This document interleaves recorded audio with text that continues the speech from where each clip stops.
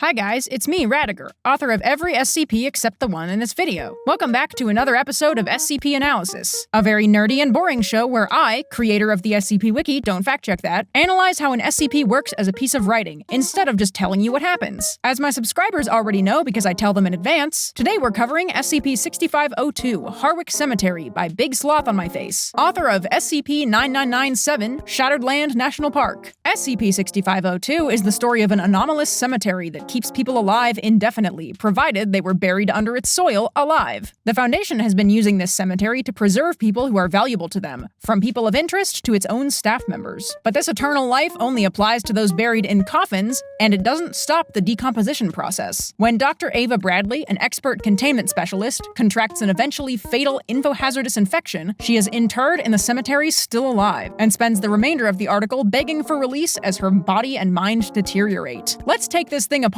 the way those bugs took apart Dr. Bradley's still-living corpse body. This article uses the minimal theme, which turns all colors to grayscale and really complements the black and white photo we see here at the beginning. By turning everything gray, including the classification information, Big Sloth makes all this info really easy to slide past, and helps to understate the fact that this object is Thaumiel. Thaumiel is the containment class for anomalies the Foundation has deemed beneficial for humanity, or at least for itself. That means there's some great tonal dissonance when the very first sentence of the story mentions burying people alive. Throughout the containment procedures, each sentence makes us more and more uneasy. Big Sloth escalates by first telling us that the corpses can still speak and hear. They tell us that eventually, the subjects will lose their ability to communicate. Then, they tell us that the Foundation is lying to these people, that they're going to let them out one day, in order to make them more compliant. And we end on the note that the comfort of the subjects is ultimately a foregone conclusion. The dead will not and cannot rest in this cemetery. From the containment procedures, we know everything we need to know to predict what might happen in the rest of the article. Containment procedures, after all, are the realm of foreshadowing, and boy are these shadows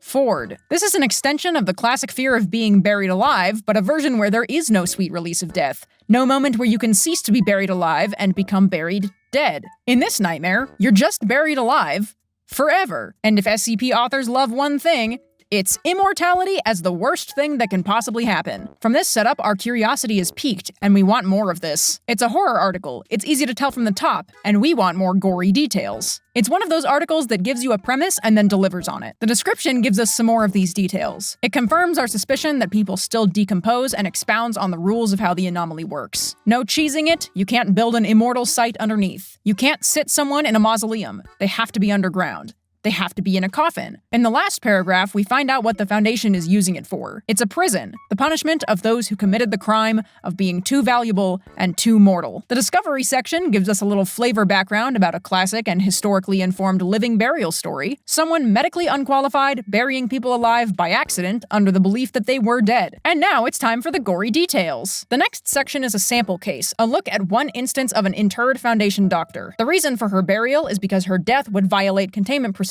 for other anomalies. This characterizes the Foundation in a much starker light, now that we have a single individual with a name that we can latch onto. Of course, the entire article doesn't exactly paint the Foundation in a favorable light, but this section here makes it clear just how horribly pragmatic to the point of cruelty the Foundation can be. Dr. Bradley is reduced to her role in containment procedures. She's referred to as a body, even though she was alive when she was interred. And at the end, she is stripped of even her name, assigned a number, and used as a cautionary tale. Fully dehumanized. The rest of the article is dialogue. I want us to pay special attention to the timestamps up here. We begin in early September in 2018. Dr. Campbell has a name and immediately tells the lie we foresaw from the Conprox, indicating that we are indeed about to experience all the horrors clinically described above, only in media res. Campbell seemingly violates protocol and uses Dr. Bradley's first name, Ava, in an attempt to calm her. But this is in the Conprox too. It's one of the efforts to keep the subjects comfortable, but not too comfortable. Ava, like us, already knows about Harwick Cemetery by the time we reach this point. Not only does this establish her as a knowledgeable researcher, but it saves time, because Big Sloth doesn't have to explain what's happening to an uninformed character. It also means that Ava is fully aware of what is happening and knows that she's going to be in here forever. The line breaks here between Ava begging imply some time between, before she gives up and just starts crying. The last paragraph makes it even worse, as it tells us that Campbell can hear her the whole time. Paying attention to the timestamps in these logs, most of them are roughly a week apart. The next one is 5 days later. This one is interesting because nearly every line Ava has shows us a different strategy for escaping her situation. We see a whole spectrum of desperation in this section, and we'll talk more about this later. 6 days after that, Big Sloth gives us just enough information to imagine what might be happening to Ava's hands as she claws the inside of the coffin. We know very well by now that Ava is dead, technically. So this is our first true bit of body horror, because we can assume that,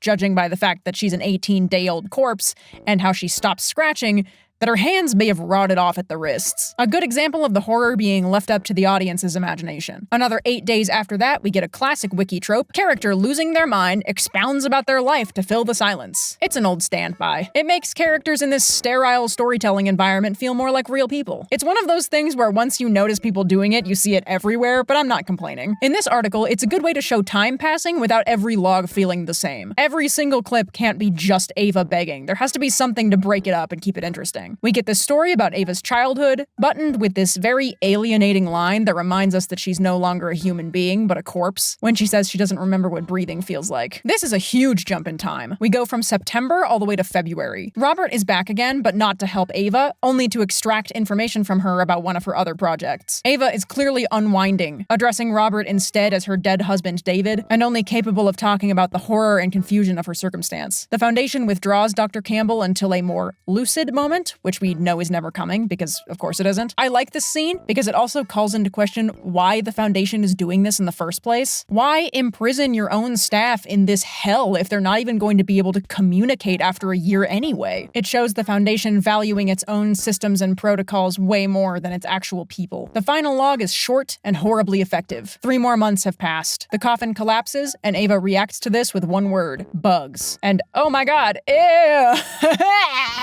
Even if she cannot feel the bugs, she is fully aware of what will happen to her body when she is exposed to the earth. And as far as she and the Foundation are aware, she'll be conscious of the effect forever. The Foundation, in the name of preserving their protocols, has damned this woman to an eternity of suffering. They really do make an amazing bad guy. Harwick Cemetery is a great piece of psychological and body horror that is paced well and does a good job balancing dialogue and clinical sections. The subject I want to highlight for today's analysis is this scene here, the one I said we would come back to. 1 million years ago, when I was a wee small high school theater kid, one of the acting strategies we were taught was to keep a scene moving by thinking about what our character wanted in that scene, and trying a variety of different ways to achieve that goal. The same strategy works for fiction writing. Every scene in a story is like its own miniature story. In the story of this dialogue, Ava is our protagonist, and Robert is our antagonist. The conflict is that Ava wants to be released from the cemetery. Ava goes through several strategies like we mentioned earlier. Let's break them down. Bribery, using information Robert may be interested in. After Robert reiterates the lies central to pacifying the victims of 6502, she switches to personal attacks in an attempt to intimidate him. When that doesn't work, she retracts her insults and appeals to Robert's empathy. Then she switches back to bribery, offering any kind of power she can give him. And then she just begs. And that's a great moment, because it's like character development in reverse. A character pushed to rock bottom, pun intended, to the point that their pride and self-respect have totally dissolved. It's a simple lesson, but it can really help you if you're struggling with a scene. Think of it as a smaller story with a beginning, a middle, and an end. Think of ways your characters would try to get what they want, and switch things up to make things more interesting. What's the first thing they would think to do? What's the last thing they would think to do? What's something they would only do if they're facing spending eternity as fully sentient mulch instead of being granted their overdue sweet release of death? Sometimes the best way to move a scene forward is to change tactics, both your characters and your own. A very special thanks to my patrons! Their names are on the screen. If it weren't for you guys, I would probably only make videos like twice a year. So thank you! And if you would like to be featured, go to patreon.com/Radiger. Today's book recommendation is Reading Like a Writer by Francine Prose. It doesn't have a ton to do with today's subject necessarily, but it's a great book that will help you learn how to think in ways that will develop your writing skills. If you have any favorite books that have helped you, leave them in the comments. Also, do you have a favorite dialogue-heavy SCP? Share that too. And you can subscribe to me to get notified when I announce the next subject, so you can read it beforehand and analyze it for yourself. Oh, I also might start streaming soon. Depending on when this video is released, I might have started already. Nothing super high energy, honestly, just some